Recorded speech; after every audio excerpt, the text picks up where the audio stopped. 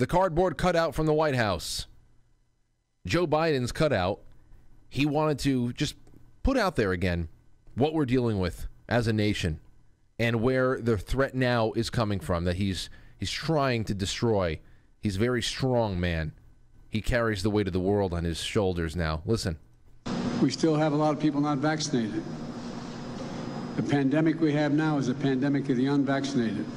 So please, please, please, please, if you're not vaccinated, protect yourself and the children out there. It's important.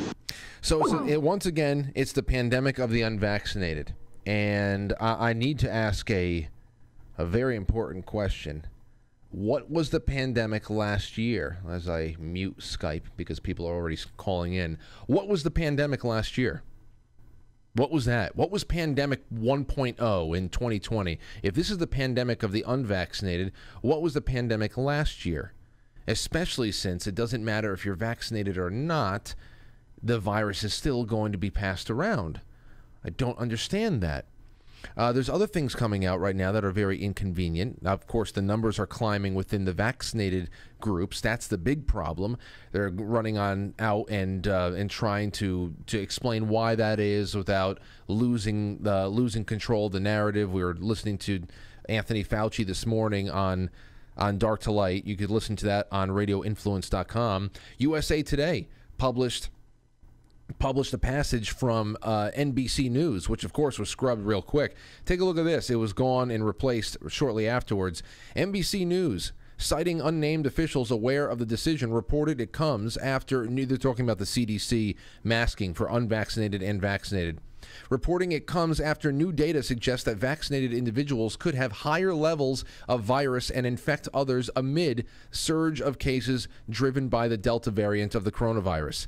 So this was tampered down just as quickly as you would expect, just as quickly as they did when the WHO came out and said that asymptomatic spreading is highly, exceedingly rare.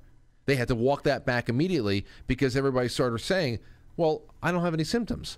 Why am I dressing myself up in a fucking beekeeper outfit to go out to CVS? Why are we doing this to her? Like, no. We're trying to destroy their minds. We need to have them to be paralyzed with fear, putting this fucking thing on their face. What's wrong with you? So the next day, the WHO went out there, let everybody know, no, you didn't hear what you just heard. You didn't hear it.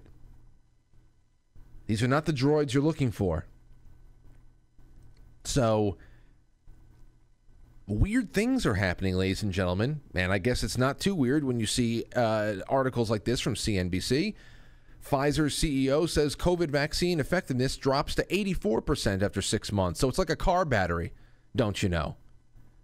Now, I'm working on a few things, maybe a guest that I can have come on to talk about this in particular again, because Dr. Sherry Tenpenny is booked into the fall and is not actually even taking any more booking requests until September.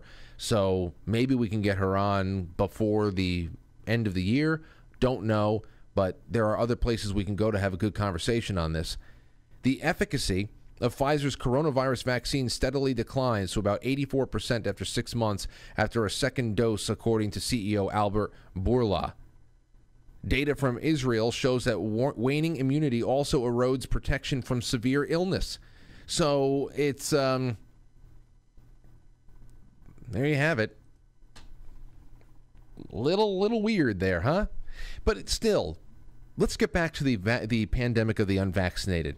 Very, very controversial to talk about this stuff out loud. But what was the pandemic in 2020?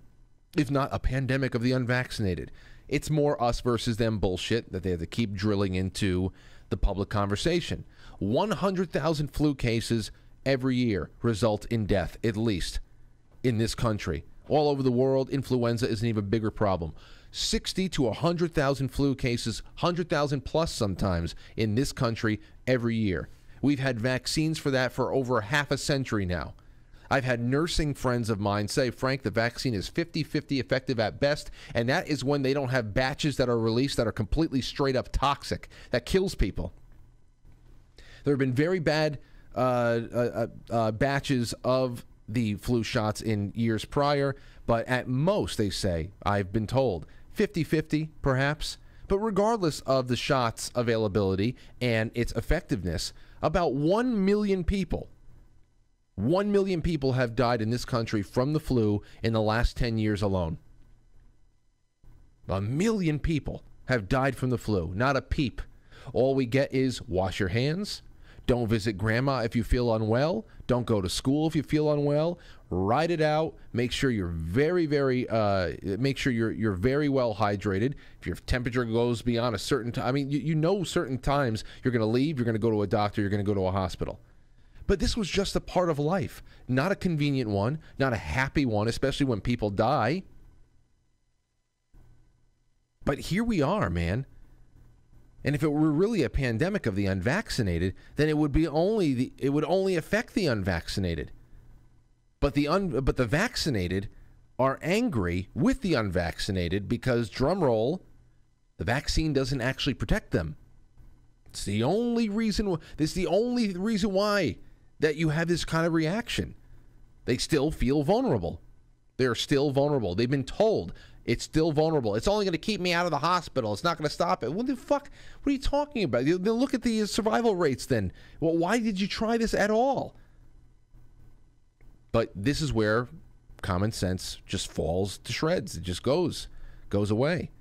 You know, if it did protect them and these people would just say, listen, it's unfortunate that there are many out there who are choosing to go unjabbed, but the shots are available for those who want them, and those who got it are safe. And everybody goes along their way. But no, every person on earth must accept their Eucharist.